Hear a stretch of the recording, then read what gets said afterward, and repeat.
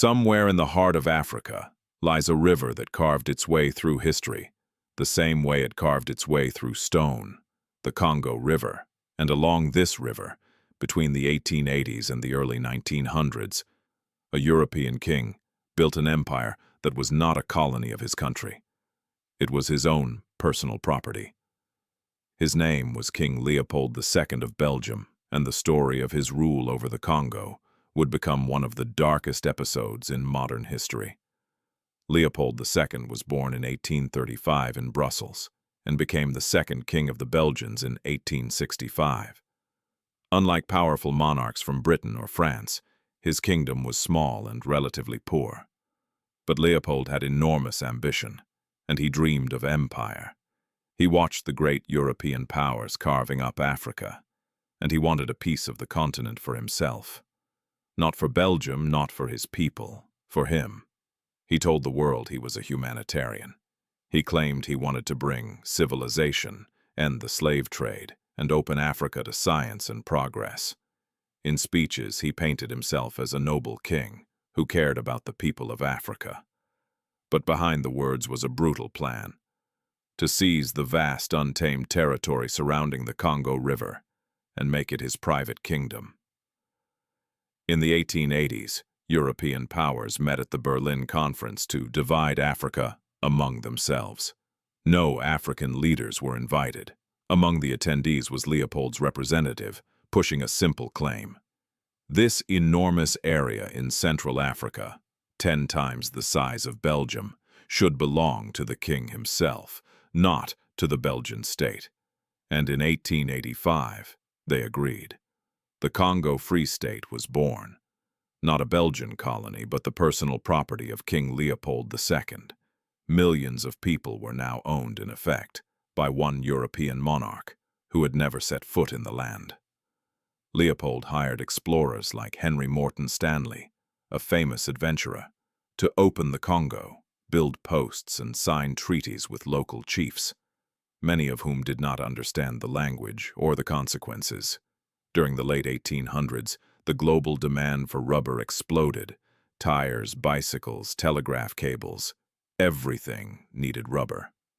The Congo, rich in wild rubber vines, became, in practice, Leopold's private rubber plantation. The system was simple and brutal. Local communities were forced to collect rubber quotas. If they failed, they were punished, and punishment meant violence, whippings, imprisonment, destruction of villages.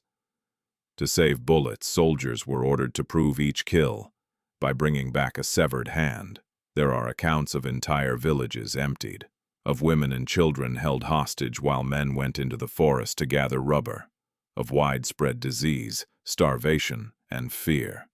Modern historians estimate that up to 10 million Congolese people may have died during Leopold's rule, a death toll comparable to some of the worst genocides of the 20th century.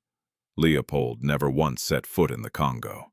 From the safety of his palaces in Belgium, he reviewed reports, signed orders, and watched his wealth grow. The money from rubber helped him build grand monuments, museums, and parks in Brussels. His capital city glittered with the profits of forced labor. He even allowed photographs and reports to be selectively released, showing happy natives and progress while suppressing the truth. To much of Europe, Leopold still appeared as a generous, enlightened monarch, humanitarian king, civilizer of Africa, friend of progress. These were the labels he used, and that many people believed, while behind the scenes the Congo bled. But the silence did not last forever. In the 1890s, some brave men began to expose what was happening. An African-American minister and lawyer, George Washington Williams, traveled to the Congo and wrote a letter to Leopold denouncing the atrocities.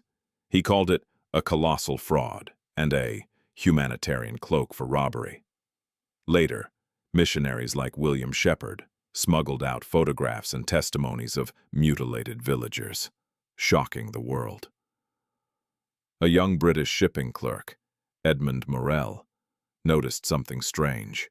Ships leaving the Congo carried vast amounts of rubber and ivory, but they returned full of guns and chains. He realized this was not normal trade. It was a system of terror. By the early 1900s, the pressure on Leopold became too great. Newspapers in Britain, France, and the United States published stories and photographs that could no longer be ignored. The Catholic Church in Belgium also began to distance itself from the regime. Faced with international condemnation, Leopold could no longer keep the Congo as his private estate. In 1908, the Belgian government took control of the territory, turning the Congo Free State into the Belgian Congo. Leopold died in 1909, still insisting he had done good for Africa. But the land he had developed was a broken, depopulated landscape. In 2026, the people of the Democratic Republic of the Congo still live with the aftershock of what happened under Leopold's rule. The destroyed communities, the lost traditions, the long-term distrust of foreign powers. In Belgium, statues of Leopold II have become symbols of controversy. Activists demand their removal, arguing that honoring him means honoring a man who presided over a regime of mass death. Historians now look at Leopold not as a visionary humanitarian, but as a megalomaniac whose hunger for rubber and wealth led to one of the largest population collapses in modern times.